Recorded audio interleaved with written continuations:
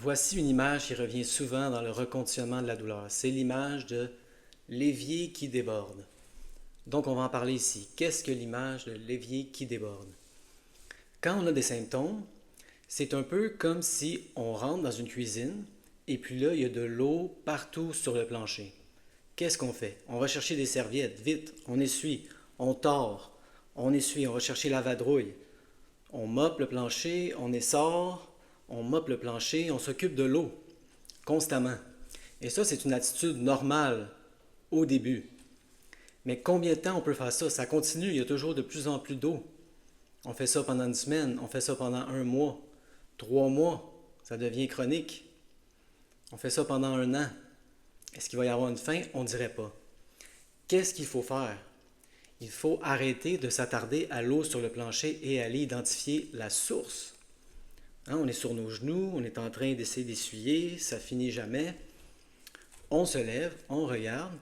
Ah, l'eau vient du robinet, le robinet coule et l'évier, le drain est bouché. C'est ça qui se passe. On peut rester sur le plancher pendant des semaines, des mois, des années, essuyer l'eau. Ça ne mène à rien si on ne va pas à la source. Qu'est-ce que la source? Nos pensées, nos émotions. Toujours aller à la source. À chaque fois que vous êtes dans vos symptômes, il faut commencer à avoir le réflexe de se voir sur le plancher de la cuisine, en train d'essayer d'essuyer de l'eau qui coule à l'infini. Ça ne mènera jamais à rien. Il faut toujours remonter vers la source. Les pensées, les émotions. Qu'est-ce que la source? Est-ce que c'est les émotions négatives? Non, ça, tout le monde le dit, ce ne sont pas les émotions négatives. C'est quand on se ferme à nos émotions négatives. Ça bouche, il y a un bouchon qui est créé. L'eau veut passer. Est-ce qu'il faut fermer l'eau? Je ne sais pas, on veut pouvoir se servir de l'eau, on veut du flot. On veut du flot d'eau constant dans notre corps. On veut que les choses bougent, on veut que les choses circulent. C'est la vie. La vie, c'est le flot, c'est la circulation. On veut que ça coule. Le problème, c'est pas l'eau qui est ouverte. Le problème, c'est le drain de l'évier qui est bloqué. Il faut débloquer. Ce ne sont pas les émotions difficiles qui bloquent. C'est notre résistance aux émotions difficiles. Grosse différence. Allons à la source. Les pensées négatives. Certaines personnes disent qu'on a 70 000 pensées par jour. Je ne sais pas si vous avez déjà entendu ce nombre-là, je l'entends de plus en plus souvent. Je l'ai entendu dans le reconditionnement de la douleur. J'ai un thérapeute l'autre fois qui m'a dit ça. 70 000 pensées par jour. Je ne sais pas qui les a comptées.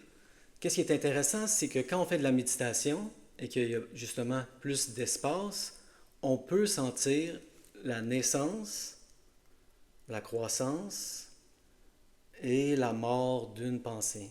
Et c'est là qu'on voit que oui, il y a vraiment quelque chose qu'on peut appeler une pensée. Mais dans la vie de tous les jours, je ne sais pas si vous êtes comme moi et si vous avez remarqué, on dirait qu'il n'y a pas vraiment de début et de fin. Chaque pensée entrecoupe les autres pensées. Donc, je ne sais pas comment ils comptent ça. 70 000, ça sonne comme un mot. C'est beaucoup. Je ne sais pas il y en a combien, mais il y a beaucoup de pensées. Et donc, on va avoir des pensées négatives. Ce n'est pas le problème, c'est quelles pensées on entretient, quelles pensées on cultive. On peut avoir des pensées négatives et les laisser passer. Non, on n'a pas besoin de croire tout ce qu'on pense. Ça, on l'entend de plus en plus souvent. Ne croyez pas tout ce que vous pensez. Pensée négative, on la laisse passer, on la laisse passer, on la laisse passer. On cultive les pensées positives.